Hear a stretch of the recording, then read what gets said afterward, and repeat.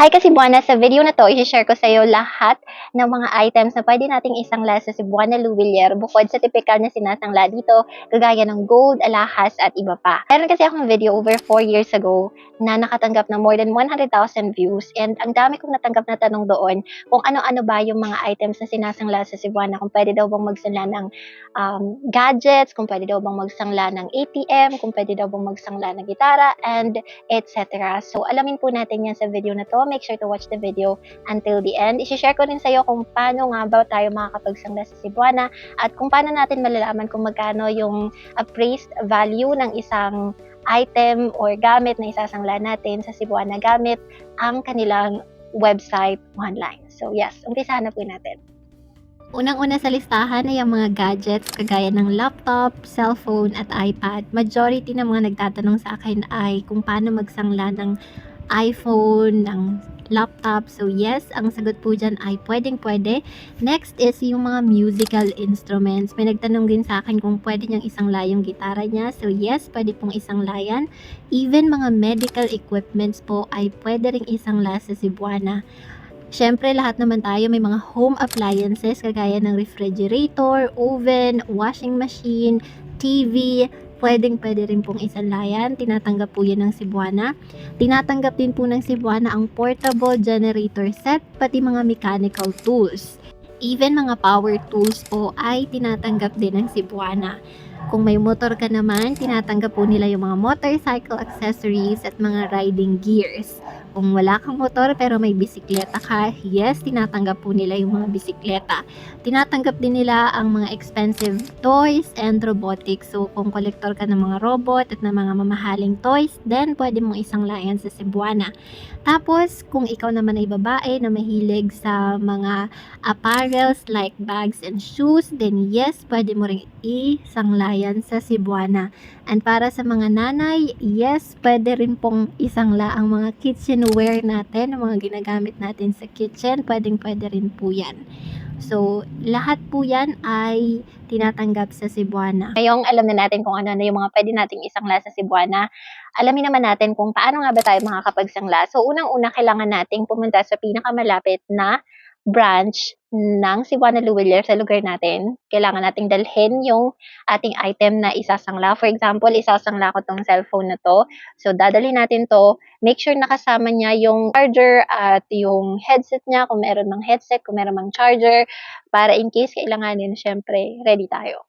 And also, next na gagawin natin ay mag-fill out po tayo ng prenda na form. So, kung hindi mo pa alam paano mag-fill out no, dahil first time mo, tuturuan ka naman nila at usually nilalagyan naman yan ng check mark ng guard para doon mo na lang ilalagay yung information na kailangan. So, usually, name mo lang naman yan, address, contact details, email address, and etc.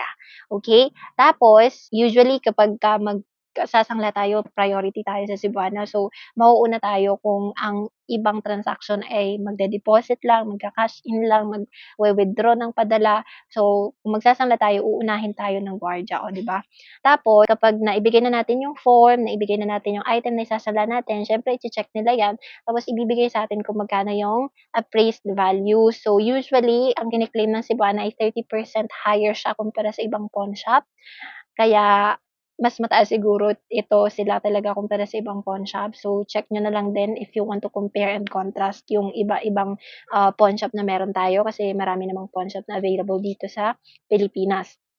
Tapos, kapag okay na sa'yo yung amount, then, siyempre, mag-e-exchange kayo, bibigyan ka ng Cebuana ng cash, tapos ikaw naman, ibibigay mo tong phone mo. Tapos, siyempre, kung ayaw mo pa siya, kung gusto mo pa siyang i-claim or gusto mo pa siyang tubuan monthly, then pwede pa. Tapos, kapag ka meron ka ng extra money para tubusin yung pinangsangla mo, then pwede mo namang tubusin yon as long as hindi pa expired or hindi pa nagmamature yung iyong sangla. So, ako personally, kaya may idea rin ako sa pagsasangla kasi dati nung first time kong mag-work, pinahiram ako ng tita ko ng alahas niya. Tapos yun yung pinangsangla ko yun. Tapos, yung nakuha ko doon, yun yung ginamit ko sa pag-process ng mga documents ko sa work. Tapos, ako lang ang naguhulog ng ako yung nagtutubo ba doon sa alahas na yun hanggang sa tuluyan ko na siyang kuha doon sa Cebuana. So, ayun. Tapos marami pang instances na nauutusan din akong magsangla kasi sabi nila mas okey pa daw na magsangla ng gamit or alahas